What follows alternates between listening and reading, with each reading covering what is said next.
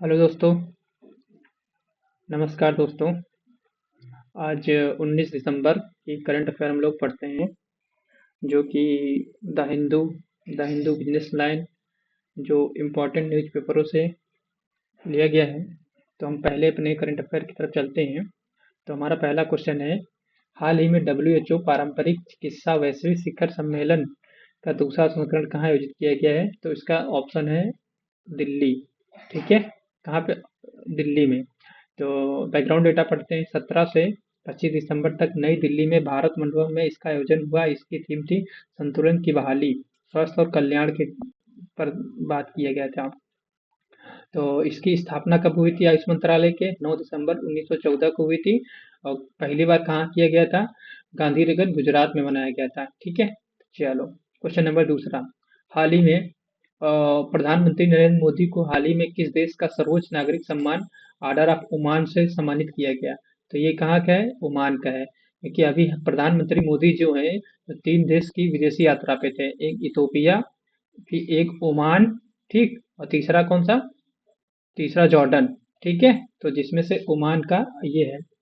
तो ठीक, ओमान की राजकीय यात्रा के दौरान सुल्तान हैथम बिन तारिक ने पीएम मोदी को यह सम्मान दिया। उन्होंने देश के बीच व्यापार को बढ़ावा देने के लिए ये हस्ताक्षर किए। ओमान की राजधानी क्या है? मस्कत है। ठीक है, ओमान के बीच नसीम अल बहा नौसेना युद्धाभ्यास होता है, ओमान भारतीय नौसेना के बीच।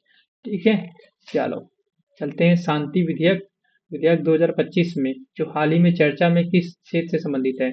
तो ये परमाणु ऊर्जा से संबंधित है। दोस्तों, है क्या? सरकार जो है परमाणु ऊर्जा के क्षेत्र में निजी क्षेत्रों की भागीदारी करना चाहती है। यानी सरकार ने 2070 तक, कब तक? 2070 तक 2070 तक नेट जीरो का टारगेट रखा है, मतलब कार्बन जीरो का टारगेट रखा है। तो उसको अचीव करने के लिए प्राइवेट सेक्टर को भागीदारी किएंगे, जैसे छोटे छोटे स्मॉल मॉड्यूल बनाएंगे, ताकि जो है हम बड़ी जल्दी मात्रा में 2070 तक अचीव कर सकें। ठीक है, ये 2070 तक भारत ने कब रखा था? तो कॉप 26 में रखा था। कॉन्फ्रेंस ऑफ पार्टीज में कॉप कहाँ पे हुआ था? ग्लासगो में हुआ था। वहीं पे भारत ने पंचामृत की रखा था। पंचामृत के 5 लक्ष्य रखे थे, जिनमें से एक कॉप 2070 तक शून्य कार्बन भी था।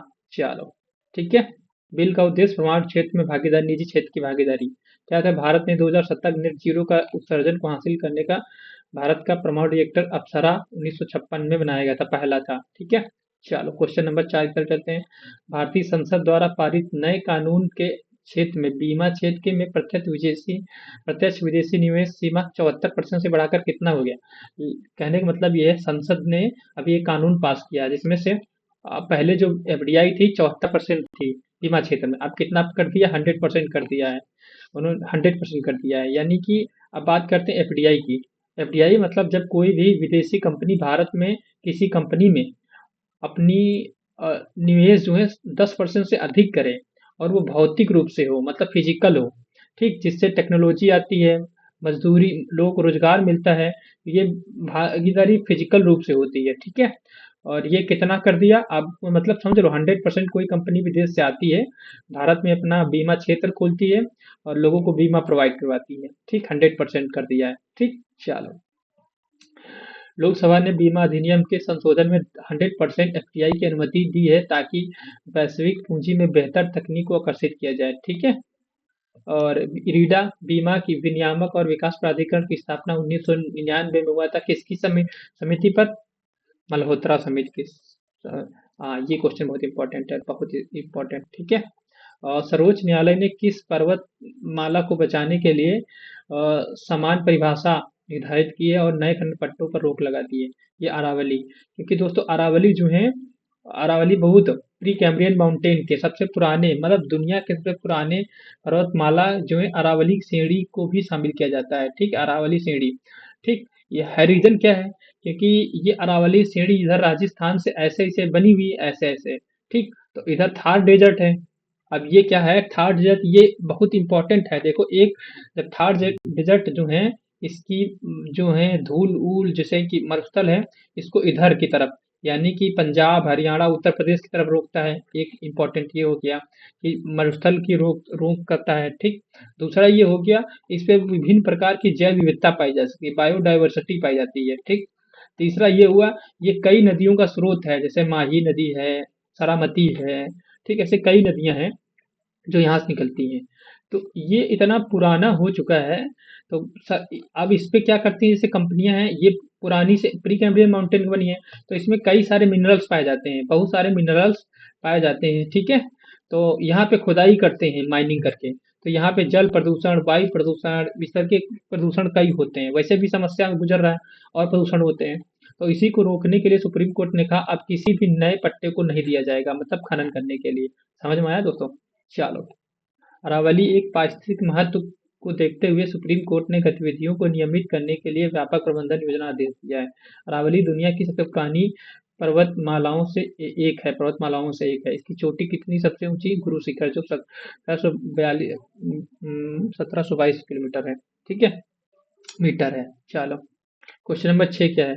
हाल ही में चर्चा में रहा प्रवासी गतिशीलता विधेयक 2025 किस पुराने अधिनियम को स्थान लेगा? ये उत्प्रासन अधिनियम 1983 का स्थान लेगा। है क्या? देखते हैं। उत्प्रासन अधिनियम 1983 विदेश मंत्रालय द्वारा प्रस्तावित यह बिल विदेश रोजगार के लिए जाने वाले भारतीयों के कल्याण और सुरक्षा के लिए व्यापक ढांचा तैयार करेगा, ठीक। उत्प्रासन अधिनियम 1983 वाला बदलाव किया गया है।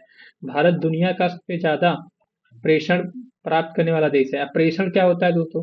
प्रेषण ये होता है कि जो विदेश में लोग काम कर रहे हैं और विदेशों से जो पैसा कमा के भारत में भेजते हैं, उसी को बोलते हैं रेमिटेंस, ठीक है। चलो, ऊपर चलते हैं क्वेश्चन नंबर 7 की तरफ। क्वेश्चन नंबर 7 ये है, भारतीय अंतरिक्ष अनुसंधान संगठन इसरो ने गगनयान मिशन के तहत अनक्रूड उड़ान के लिए किस रॉकेट की असेंबली की है? मतलब गगनयान के लिए, अनक्रूड उड़ान के लिए किस रॉकेट की असेंबलिंग शुरू कर दी है? तो HLMV-3 का, ठीक है। गगनयान भारत का पहला मानवयुक्त अंतरिक्ष मिशन है, जो HLVM-3 को विशेष रूप से मानव सुरक्षा के लिए रेट किया जाएगा, ठीक है।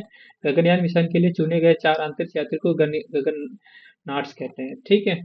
जैसे अभी जो हैं, जिसमें से शुभांशु शुक्ला हैं और अंगद प्रसाद हैं, इसी तरह 4 लोग हैं, ठीक। उनको अगर गगनयान के लिए चुना गया है। क्वेश्चन नंबर 8 बहुत इंपॉर्टेंट है।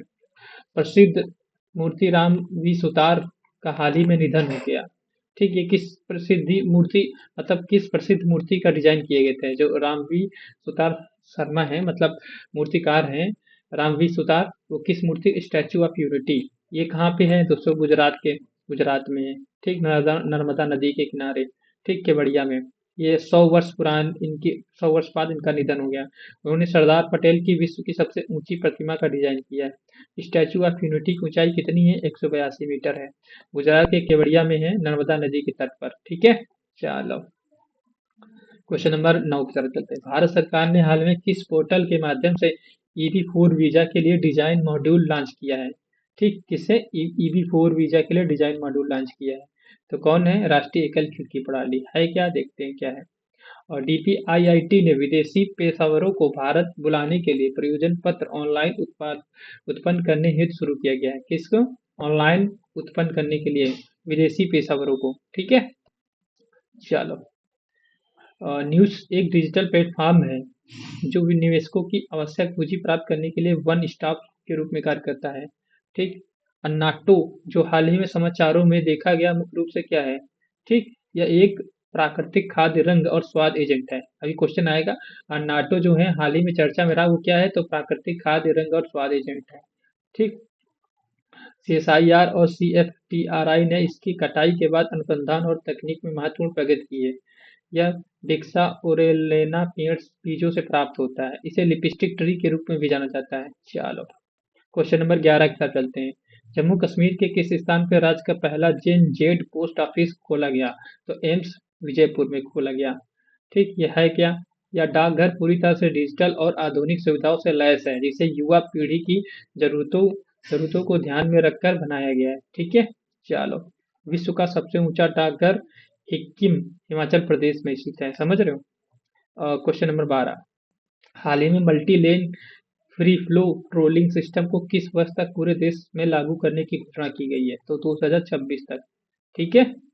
चलो, यह सिस्टम आरएफडी और एआई आधारित कैमरा तकनीक का उपयोग करेगा, जिससे वाहनों को टोल प्लाजा पर रुकने की आवश्यकता नहीं होगी। ठीक, फास्टैग तकनीक रेडियो फ्रिक्वेंसी आइडेंटिफिकेशन पर आधारित होगा। ठीक है, कौन सा? ये 2026 तक। क्या? हाल में multi lane free flow tolling system.